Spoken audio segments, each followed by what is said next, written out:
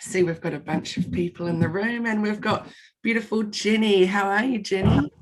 Good morning. You're just looking gorgeous and glamorous. Hi. And Maureen, you're looking gorgeous and glamorous too. I thought I should make an effort.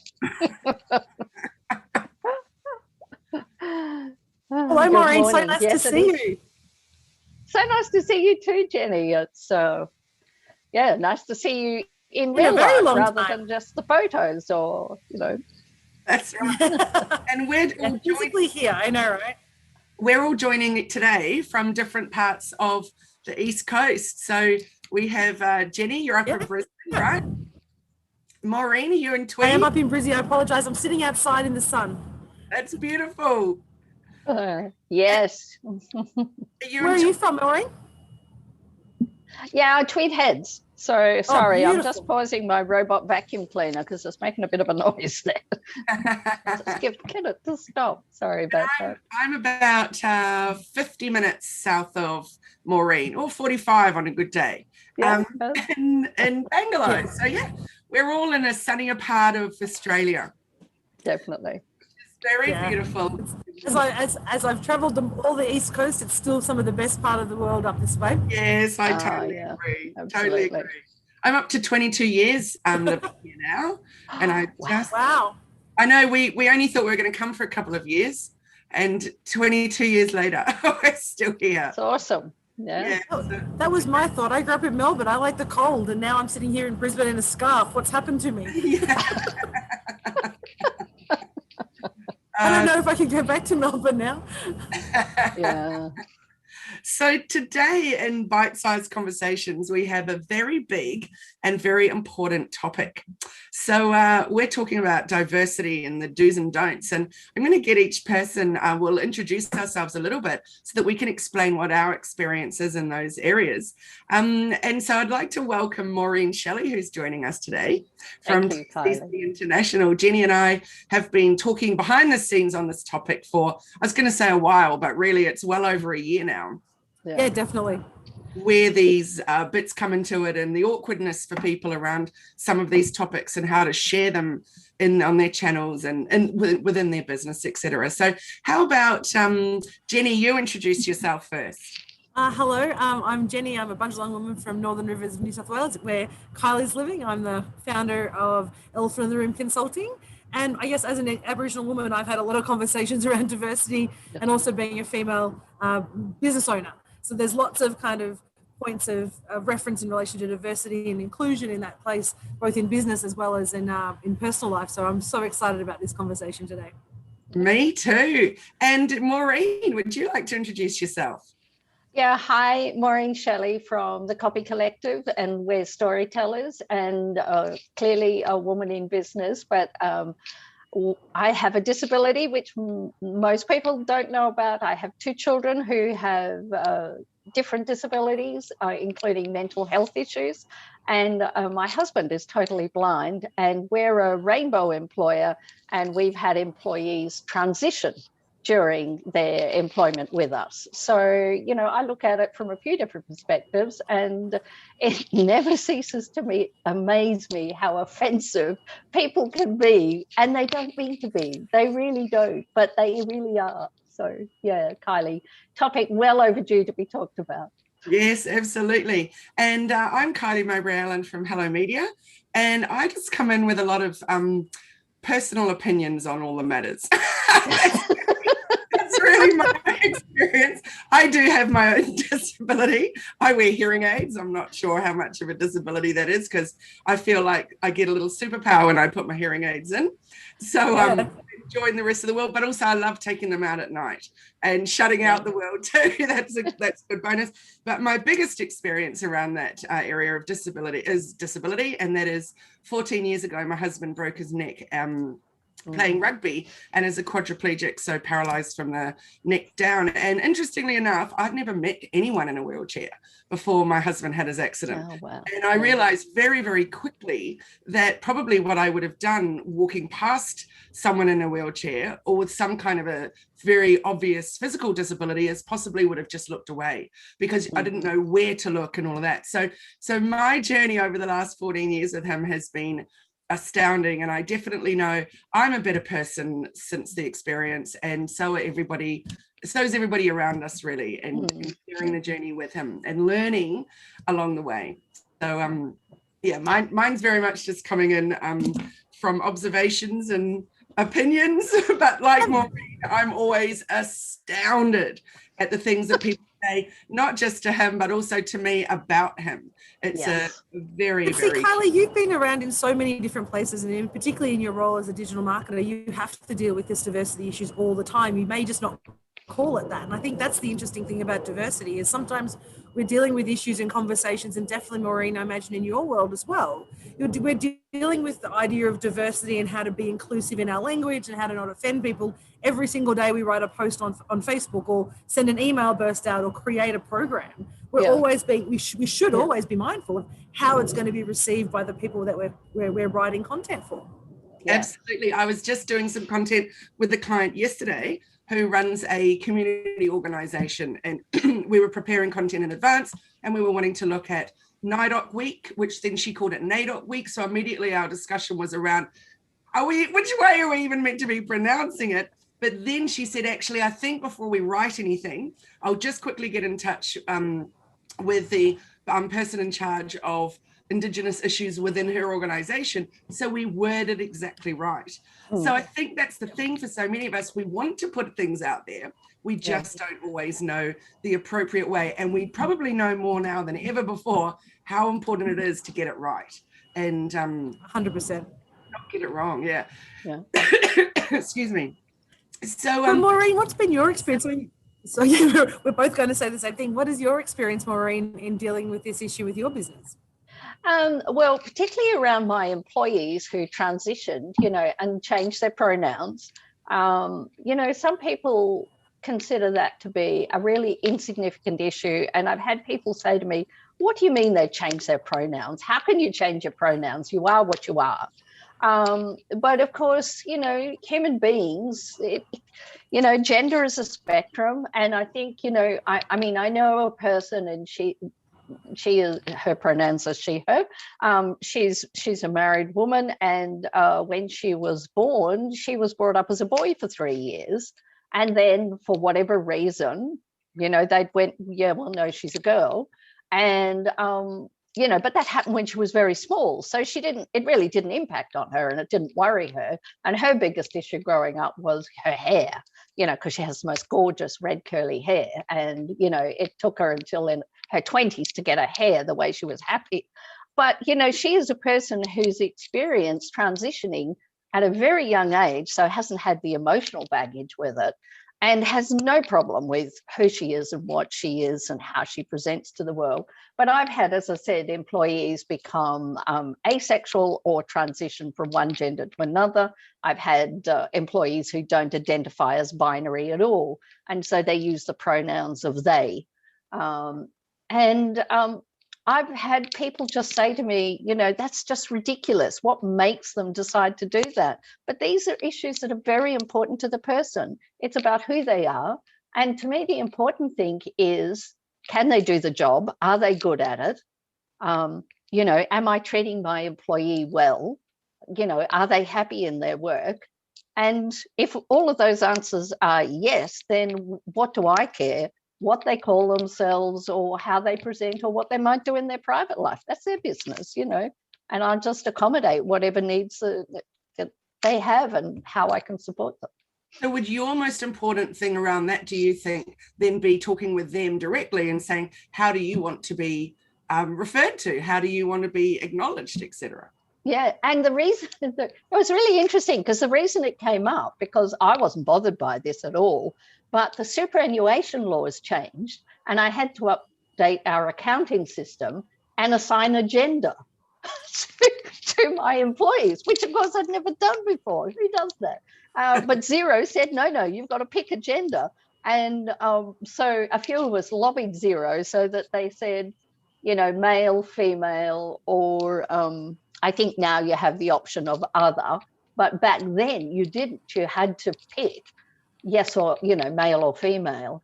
And so I just said to the person, each of my employees, what gender do you want me to pick? Since I'm forced to pick one, what do you want? And then they told me, and I put that in, which really upset the actuarial data of some of the people, because the genders that people chose were ones that they identified with and not necessarily the ones that, the actuarial data people would have thought they should have selected. But anyway, that's their problem, not mine. So, but yeah, random things come up when you're an employer. Absolutely. And what about with your husband? And can you tell us a little bit about the really important role that he had there for quite some time? So I'm very fortunate to be married to Graham Innes. We've been married for 32 years, and Graham used to be the Human Rights Commissioner, Disability Discrimination Commissioner. I think he was Race Discrimination Commissioner for a while. I'm not sure if he was ever Sex Discrimination Commissioner, but he certainly had about 3 or 4 roles at the Human Rights Commission. He was there for about 19 years, all up. And he appears regularly on the drum. He's been on the project, so he's, he was on the drum just this week, one night. So he's what I call semi-famous. And so we'll get stopped in Bunnings or in Aldi, and people will come up to me and say, is he your husband? And I'll say, excuse me, who are you, random person? And they just want, and they'll say, and he'll be standing right there. And he'll say, they'll say to me, I just want to tell you that he's fantastic. And I'll go, Graham, this person says you're fantastic. And Graham says, oh, thanks very much. And once the person's got his name, they're quite happy to talk to him. But it's like this, because Graham can't see them, it's like they're not allowed to talk to him directly. They have to use an interpreter. It's the strangest thing. And after 30 odd years, I'm still not used to it. And I never know what to say to them, to find a way that isn't awkward to say, please talk to Graham directly. He's right here. He's not deaf. He can hear you. Just have a chat. But we have such similar situations in our relationship too, Maureen. It's very, very odd. And I agree with you. I don't think it's something that you get used to. No, because these people are being nice. They're not being, like there are some people who want to be horrible.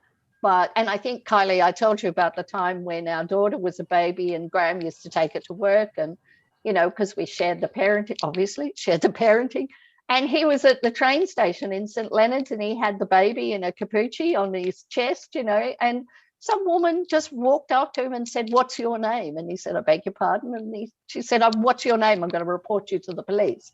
And he said, well, I don't know who you are and what your problem is, but, why would you do that? And she said, people like you shouldn't have children. Like, just came straight out and said, people like you. So blind people obviously have no right to have children, no right to a family in this person's mind. Absolutely extraordinary, isn't it? It does seem that these days, I think over time, and to some extent, I think it's getting worse in that we like to have a very clear image of what good or what right looks like. And we've spent many, many years deciding what right looks like as a society or as a community. And so if you don't fit that mold, then you suddenly sort of sit outside the scope of right and wrong. And what I'm enjoying about the current conversation of diversity and inclusion just generally is the fact that we're starting to see that there is no, as you said earlier, Maureen, there's a spectrum of everything. There's no black or white with anything anymore. And it's about where we sit and where we choose to show up on that spectrum about every different topic. But it's such an interesting conversation that somebody feels that they have the right to actually tell somebody else or impose their values or their judgment on each other. And even to this day, I still find that fascinating that we as humans think it's our right to do that. Yes, yeah. Or some do, should I say. And women experience that a lot. I mean, we all have children, but if you've ever been pregnant, complete strangers feel that it's quite okay to come up and touch your stomach. Like, in what other circumstances would you get in a lift and somebody want to put their hands on your stomach? You're just like, really? Seriously? Yeah, I wanted to have a t-shirt, you know, when I was pregnant saying, don't touch. A bit like Graham's guide dog has got a little sign on it that says, do not pat. I'm working. Richard wants one of those for his head because sitting in a wheelchair, people will often do a pat, pat, pat on the head. It's like, I know. I'm a grown man. Why are you patting me on the head? I'm not free. Wow. And I know. Sorry, you go ahead, Jenny. I was just going to say, Louise Geary has shared with us that, you know, because she has a son with a disability, and she said that she's had people ask her questions over the top of her son's head like he's not actually there, simply because he doesn't look the same and isn't the same as us. And it's amazing that, again, it goes back to that perception of what we think or how we believe people should be. Yeah. Well, we had a party recently, and this is around about still with the diversity of women, you know, just women not being accepted. And so we celebrated our 32nd wedding anniversary. We had a party. We had, you know, our friends over. And so these are our friends. These are nice people. These are people who know and I like. And one guy who, you know, is a retired engineer, so, you know, not somebody lacking in education, said to Graham, oh, something about the woman who doesn't have enough clothes on.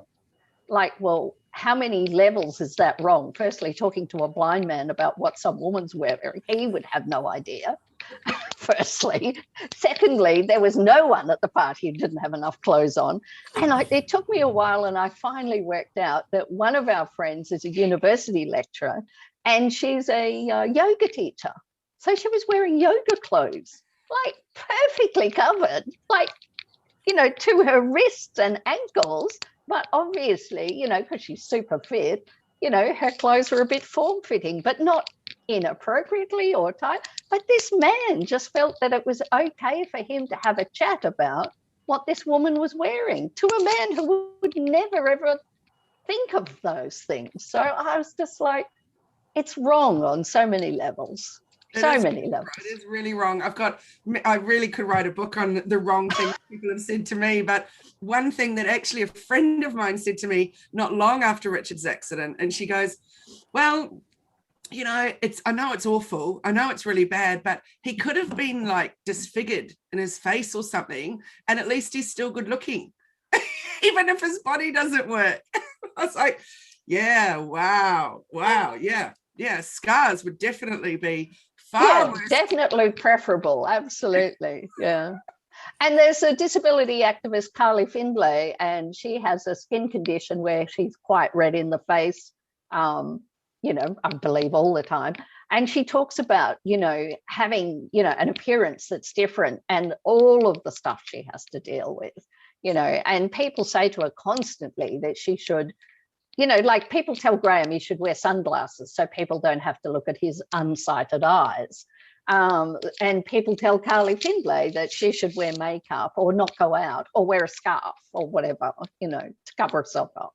So, you know, people without those disabilities don't have to look at her.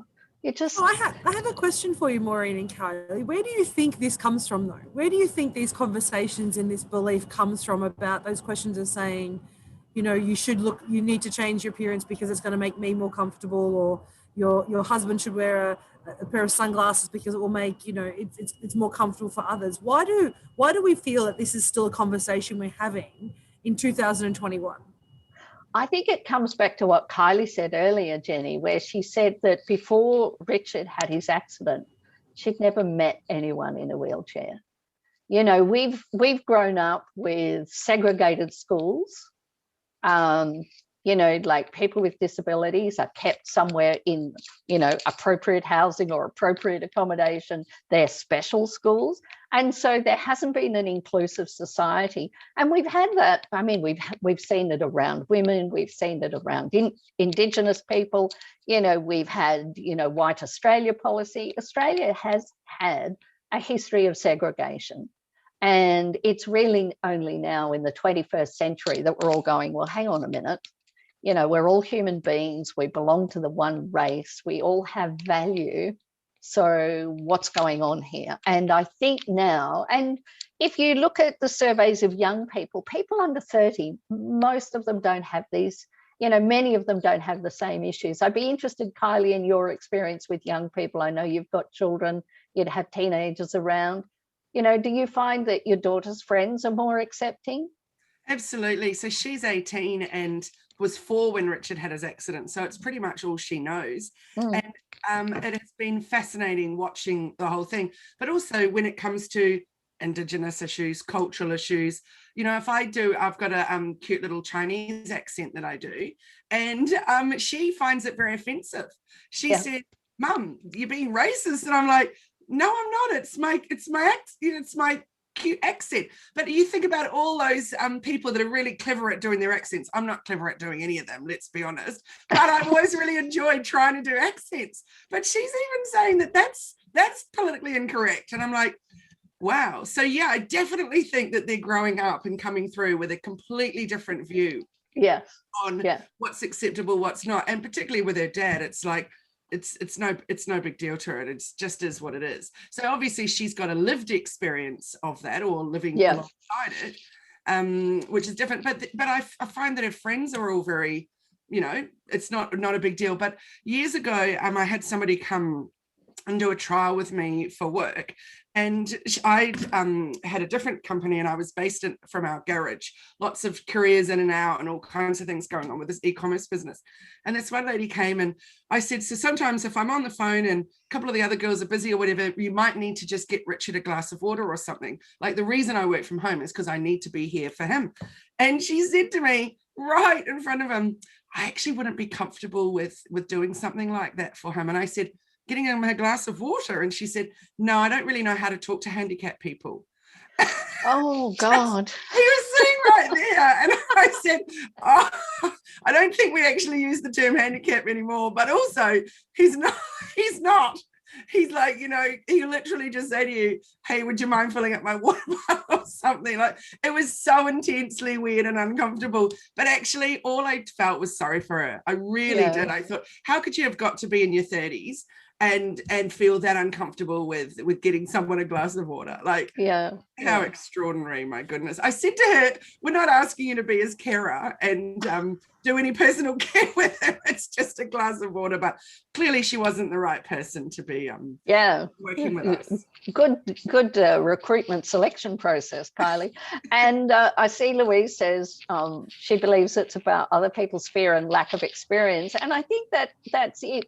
I was talking to my sales coach about these offensive statements, because the one about the woman being not having enough clothes on wasn't the only offensive statement said to women at my party that night, which I feel so bad about. I have a friend who's a bit older than me. She's in her 70s, and I've known her for 30 plus years. We're good friends. We've been through some real tragedies in both of our lives together and supported each other. And one of my other friends said to my close friend, have you had sex since you've divorced? And I've never talked to my friend of 30 years about sex and her sex life ever. But this complete stranger, this completely random man to her, feels that he's okay to talk to her about her sex life. And some of the other people at the party said to me, well, really, he was coming from a point of curiosity. He was interested in about older people and their sex lives. And I'm like, well, why does your curiosity mean that you can just be rude and offensive?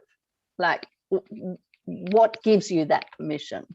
And I do think people just feel that curiosity is a sufficient excuse to be offensive.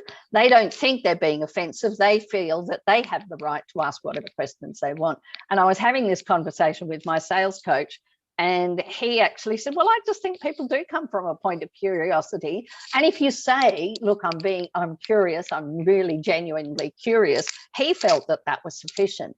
And that's a point that he and I disagree on quite a lot, because I don't think your curiosity trumps my right to be treated with dignity. Yeah, I think it's a really, really, really big issue, that one. And so it's giving yourself permission, isn't it, to put anything out there, really, if you say it comes down to curiosity. But I totally agree with what Louise has said and what you said, that I think it's just from ignorance, and it's not ignorant necessarily in a particularly negative way, although we have many instances of appalling ignorance. I'll just give you an example. We were watching my niece play soccer last Sunday, and we're on this path, and there were 3 teenage girls that were around 15 walking towards us, and there's Richard on the chair, but he couldn't go off, on the path. He couldn't go off the path because it was mud. So that's no good for his chair. Yet all the rest of us wearing shoes could very easily have walked so he could stay on the path, but they chose not to. The 3 of them just stayed side by side. They didn't even go in a single file so that he could get past. And so he just stopped and waited till eventually they parted. There was nothing he could do. It's like, how extraordinary. They were very ignorant and rude. And we find that kind of thing, a fair bit, unfortunately. But I definitely think not everybody's doing it coming from a bad place. No. I think when we just don't understand, and I just want to share one more thing about an amusing disability anecdote before I ask Jenny some questions on Indigenous issues. But that is, people have been saying odd things to us for a very long time, and mostly we've learned if you just deal with them with humor, that's our best way. And for Richard particularly, he's a very funny guy, and he comes up with some really wacky stories about, particularly for kids, because he loves it when the kids ask the questions, because the parents will be doing the whispering and they don't look at him and that kind of thing, and he's just happy to share or whatever. But this one time they got a hoist installed at a local pool, and after a lot of fighting to get this hoist, of course they didn't follow through and do all the other things that were required. So it was a bit of a debacle getting him onto the hoist from his chair. We had to take our own hoist to get him onto the pool hoist. So there's Clover and I trying to maneuver him to come down, be lowered down into the pool. Now this hoist that they got, this chair, was done, I don't know the right words for it, but the way that it was operated was with water. So as we would wind him down slowly into the pool, it would shoot this giant whale spout up behind him. So he was quite a spectacle anyway. And there he is. And the pool was, a hot day. The pool was absolutely chocker with families. And it was literally like the royalty had arrived. As he was being lowered down, the whole pool stopped what they were doing. The splashing stopped, the talking stopped. Everyone turned and stared as he just was lowered, like so slowly. And then as he got down, he just looked at this one kid who was closest to him and went, "What? Did you get your eyes for Christmas?" And the guy just cracked up, and then everybody went about their way and all of that. But it was like, wow, just to be stared at that intensely. Yeah. It's so crazy. And then I said, I'd only tell one more, but I've got one more, which is my other favorite that we laugh about regularly. And that I saw a woman in town that I know in Bangalore. And she said, "Oh, come over. I want you to meet this person." So I went over and she said, "Oh, you haven't met Kylie, but you've probably seen her around." And her husband's Richard, the guy in the wheelchair, because Richard's the only guy in a wheelchair in Bangalore. And she said, "Really? He has a wife? I thought he was homeless and lived under the bridge." Unfortunately, at the time, Richard he was growing dreadlocks in his beard as a little experiment. So, yes, that was not entirely savory, but that said, we live in the Byron Shire. There's a lot of dreadlocks around. But anyway, unfortunately, I was just too gobsmacked at the time to come up with anything to say that would have been a little gold thing to respond with. So instead, all I said was, "How do you think he charges his chair?" Because clearly that needs power. But obviously there was a lot better things I could have said to that. But isn't that extraordinary that someone with that amount of disability, and how would you be in a power chair and live under a bridge? There's no power in a bridge. Anyway, there you go. That's my experience. So Jenny, I'd love to ask you some questions, or for you to share some things around Indigenous issues and how, particularly do's and don'ts of what we should and shouldn't say. I know we touched on it a few weeks ago. I think the do's and don'ts questions is such a big question in itself. And I think, and Louise made a really good comment, that adults' curious questions are often coming from an underlying judgment or ignorance in them. So they're asking in that kind of tone of like, why aren't you or don't you, kind of in that slight judgment perspective. I think when you're dealing with anything in relation to Indigenous issues, the reality is that I'm an Indigenous woman. I'm one of many hundred nations, or one representative of many hundred nations, and I don't speak for all Aboriginal people. And I think that's one of the biggest things, is people make an assumption that one Aboriginal person will speak and know the mindset of every other Aboriginal people, in the same way you, Kylie, must know all the ins and outs of New Zealanders, right? And so we assume that with an Aboriginal person that we can ask questions around, what's happening here or what's happening there, what do you think about this and how does that work? When actually, in fact, we have our own opinions based on our own cultural norms in our own communities, just like everybody else has. And so the assumption that one Indigenous person represents everybody is, I think, the biggest awareness that needs to be made. In the same way, as you say, Kylie, you and Maureen, and you with your husbands, you don't speak for every person who has the same disability, the same situation. So it's about recognizing that we all have different experiences, and that creates this shared experience. So I think from my perspective, it's about when you meet somebody who's different to you, ask yourself, what's your intention of the communication? Is it about creating a shared experience and learning and growing and understanding? Or is it about, am I coming from a place of judgment? And that's a really hard question to ask. Yeah. If I ask this question, is it because I think I don't get it and I actually want to know? Or am I asking the question because I want to affirm or confirm a bias that I have based on my experience? Yeah. And I think it's a really simple way to ask a question before you even think about it is, why am I asking? And what's the intention? I think if we, regardless of what it is, I mean, I've got children and I've got my daughter's going through lots of changes at the moment. And at her school, there are children who are 12 who are going through transition, or who are identifying as non-binary, or identifying as and their pronouns are changed from he or she to they. And that's and we can't even imagine that as a 47-year-old woman when, we grew up, and if you felt a little bit kind of masculine, you were just a tomboy. We didn't put those defined labels. So as we become more open around where we sit on the spectrum, we're almost wanting to relabel ourselves because we can't deal with, they're just them. Doesn't matter whether they're male or female or whatever they are, they're just them, right? But we feel as a society, we need to put them in a box, and there needs to be a label attached to them, because then it makes it easier for us to have the conversation. So does that make sense? Yeah, no, absolutely. About the term tomboy. You're so right. In every class I was ever in, there was always a tomboy or two. And I totally had forgotten that. I hadn't heard that term in a very long time. Yeah, because we now have this, because there is, and I understand the importance of raising awareness and the identity issue. I mean, as an Aboriginal person, identity issue is, it's an important part of our life, right? Or for me at least. And so for people who are going through transition, people who are changing their, pronouns or not, are feeling fluid in who they are, having an identity or having a label gives them some grounding and gives you a bit of connection to the land, if you like, a connection to who you are. But the reality is, we shouldn't care what the label is. It shouldn't matter whether you're, what country you come from, what nationality you relate to, what religion you relate to, do you consider yourself to be disabled or an abled person? Do you consider yourself to be, that you have a disability, or do you not? This is just who you are. And I think I would love to see a move towards that space where we're just not worrying about the label that attaches, and the person just is. So we meet Rich, and Rich is just Rich. Your husband, Maureen, is just your husband, right? He's just who he is. And I know, granted, he's a very known and recognized man, but that doesn't change who he is. It shouldn't be the defining factor about how he shows up. Yeah. That would be my...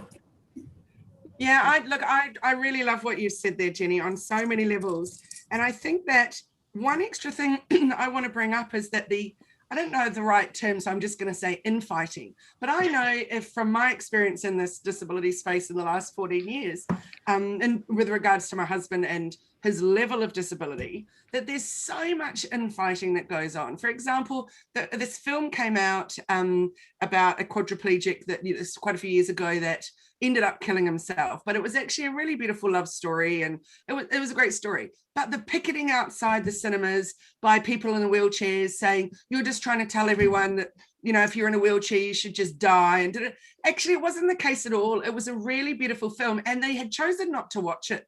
They just didn't like what the trailers said about it or whatever. And that's what's always bugged Richard, is like, just because I'm in a wheelchair doesn't mean that I should be hanging out with other people in wheelchairs. Doesn't mean that we all have the same view on life, all because we're sitting in a wheelchair. It doesn't make any sense to assume that. It's like saying, if I've got curly blonde hair, then I'm going to be have the same thoughts as everybody else with curly blonde hair. You know, it's weird. So I think, and for example, what do they want to be known as? Like Richard says, I'm a cripple. People can't say cripple, you know, it's not the correct term any longer, but it is okay for him to say it because he wants to. And so that's fine. Some people will say he's differently abled. He'll go, I'm fully disabled. Like I'm actually completely disabled. But then at times he'll say differently abled. So, you know, it's really up to the person, isn't it? How it is that they want to say it. I was once saying to somebody that I'm hearing impaired, and they said, you're deaf, you wear hearing aids. And I went, I can actually still hear some though. So I'm hearing impaired. And why would I even need to have that argument? It's up to me. You don't need to have the argument. How I want to refer to it. It's very odd, isn't it? I think that's a great point that you've made, Kylie. And referring back to my party, one of the other guests was blind and somebody was asking her questions. And she said, look, I could sit at home by myself in the dark, you know, if I wanted to, or I could just thank God for this one life that I've got and live the best life possible. Yeah. And I just thought, wow. You know, and she is a woman who's she's married, she's had kids, you know, she's you know, she's president of a local association, you know, she's a mover and shaker. She's living her best life and she goes skydiving. I mean, I won't climb a bridge. She'll go skydiving, you know, like this is a courageous woman. But I just thought that's the attitude. I love that attitude that each of us only get one life. Let's live the best life we can. Yeah. And I think that, you know, if you meet someone who's different to you, firstly, you know, remember your manners that you were taught. Don't ask people personal questions. If they choose to share stuff with you, let them share. And if you think, well, I don't know whether to offer help or not, say to you, hi, do you need any assistance? I'm Maureen. Can I help you at all? Do you need any assistance? And then if they say no, you go, right, fine, thanks. And if they say yes, then please, by all means, help. But I mean, Graham's had the funniest story that ever happened to him was a guy, and people, as I said, they don't speak to him. They walked up to him when he was about to cross the road, and this was in the days before he had a guide dog and he had a cane. They grabbed the end of his cane and walked across the road. And Graham didn't want to cross the road, so he stayed on the sidewalk, but then the cane snapped and Graham's just standing there with like a rubber handle in his hand and no cane. This person, and Graham to this day doesn't know whether it was a man or a woman or who it was, because they never spoke, walks back to him and put the rest of his cane in the other hand. So Graham had to do a quick repair on the side of the road before he walked off down the street. Oh. But, yeah. Oh, extraordinary. I'd love to bring up the word inspiring. I know that we've just gone over time, but the word inspiring is a really triggering word for a lot of people too. I've seen a lot of stuff on social media with people with disabilities saying, stop calling me inspiring. I'm just living. I'm just doing my thing. But I actually look at that really, really differently. So I look at my husband and I think he's the most inspiring human I know. What he's done, and I have this little saying in this spinal cord injury Facebook group that I started when he first had his accident, which was, it's not what happens to you, it's what you do with what has happened to you. Yeah. And so I think when I look at Richard and I think that was a guy just going about his business. He had a business, he was a dad, and he played rugby, and he was a really good human. Then he had his accident, and what he chose to do with his life after that accident is quite mind-blowing. And the way he goes about his business every single day does inspire people every single day. And I find him incredibly inspiring. I don't find that offensive to say that he's inspiring. Sometimes people have said that I'm inspiring, and I'm a little odd about that. And then I've sat back and thought, if I put it in the way that I think of Richard in that way, then yes, I could have just crumbled and gone, this is just so hard. I'm just going to, you know, sit and cry in the room all day and feel sorry for myself. But I chose not to do that and move forward with, you know, finding the humor in each day and, you know, all that kind of stuff. So I think it's a really tricky thing, whether it's the word inspiring or it's the way people, like you were saying about people asking for help. We know people in the exact same situation as Richard that get furious when people offer help. And it makes people then not want to reach out and say, do you need some help? Richard, on the other hand, really appreciates it when someone offers help, because every single thing he does from the minute he wakes up, and including through the night when he's asking me for help, is he's constantly asking for help. So when someone offers it, that's one less time that he has to ask for it. And it feels really, really awesome for him. And if he doesn't need the help, he'll just politely say no, but then he'll say, but thanks so much for asking. He won't then abuse someone for offering that help. Yeah.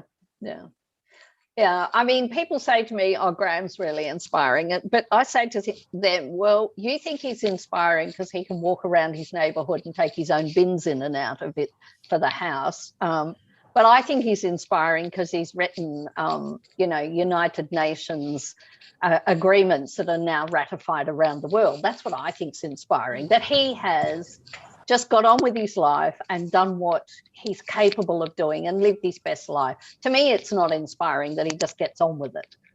That to me is the responsibility of all of us, because, we might have disability, or, we might face, discrimination because of our race, or, wherever we were born or how we were born or whatever. But if we all get on and live our best life, then, hopefully with the younger ones coming through with their greater tolerance, we will get to a point where we are just, human beings and valued as such. That's great. I think if we can wrap it up with a do and a don't from each one of us. So Maureen, what would be one do and one don't that you'd like to share? Yeah. Well, I'll start with a don't. Don't make assumptions about what people can do based on what you think. So and that follows on the do is do ask. Yeah. Not the offensive questions, as have you always been blind, or don't ask those things, but do ask, can I help you, or do you need help? And then when the person says yes or no, say fine and accept their answer. Beautiful. What about you, Jenny? I would actually say, I think for me, similar to Maureen, but a slightly different take in the fact that don't assume that someone who's different to you is coming from a place of lack or scarcity. So don't assume that what you're doing for them is to help them up or make them better or make you feel better. They're just, in many cases, they're as better or as the same as you. They're just human, right? So it's not about looking at people who are different from you as needing something or always needing something and coming from that place of lack. Because they're just a person living a situation that they have. Some can control, some cannot control. That's just who they are, right? So we shouldn't judge and make our conversation around, well, I need to help you because you're different to me. So I think it's similar to you, ask for help if you feel like it's appropriate, but don't just assume that people are coming from a place of lack because they're different. Just take them for who they are, which is a human. Be curious about them as a human being, not about their difference. Yeah, yes. Beautiful. Nice. And what about your do? Well, it's probably the combination of both. So I think the do thing with me is, if you don't know, maybe do some research and educate yourself first before asking the individual, because there's plenty of opportunities. Google is an amazing thing. So is the library. You can find information if you choose to want to see it. So don't just assume that so I would say do educate yourself. Beautiful. Mine is the same for my don't and my do, which is don't be afraid to ask. Now, it doesn't necessarily mean that you're going to do it in an offensive way, but if you're like, for example, a few weeks ago when we're moving into Reconciliation Week, and I asked, the big question was, Jenny, how do we say it? What's the right way to word it? Is it offensive? Is it this? And if I hadn't asked the question, I wouldn't know. And I learned a lot from that conversation. So I think the important thing is, if you're not sure, if you want to really get some understanding around it, ask a question in a non-offensive way. And then if it seems that they're open to talk, then roll with it, because a lot of people do really want to share and help raise awareness on different things. Great. So I think my do is also then the same thing, which is do ask the questions that are going to help raise awareness, because at the end of the day, I'm all about raising awareness, because I truly think the only way that we can learn and the only way that we can expand as humans is by finding out more, researching, questioning, and that beautiful word Jenny often uses, which is wonder. Yes. A lot of time and wonder. I love that. Thank you. Yes, I love that wonder. Thank you so much. We've gone a little over, but yes, thank you so much. Oh, thank you everybody for joining us. Maureen, thank you so much for your conversation. It has been such great to have you with us today in our bite-sized conversations. So where can people get in contact with you, Maureen, if they want to learn more about you? Google me. My name is Maureen Shelley. I work for the Copy Collective. Google either of those terms, you'll find me. Love it. And Kylie, where do we find you? hellomedia.team, and that's on all the different social channels. And come and hang out with us in the Hello Media Facebook group where we have a bit of fun. What about you, Jenny? I am Jenny Walk from Elephant in the Room, so you can find us at Elephant in the Room AU on Insta and Facebook, and from there you can find our webpage and all the other places you can find us. But that's where we like to hang out, is in Facebook. Cool. And Jenny, what about our topic for next week? I'm super keen to be talking about women, and but we can move that to another week. I think we should talk about that next week. I think 100% we should. That's definitely the topic for next week. I think it's a good follow-on from today. I think it's a very good follow-on today, because I think there's so many opportunities at the moment, and I think that you've got 3 very powerhouse women in the room today, and let's continue that conversation next week. Wonderful. I look forward to it. All right, ladies. Thank you, everybody. That's another thing, isn't it? Some people don't like the term ladies. No. So, all right, women. Have a fabulous day. Okay, fantastic. Thank you. Look forward to it. And a great weekend, everyone. Thanks for joining us. Cheers. Bye. Bye-bye.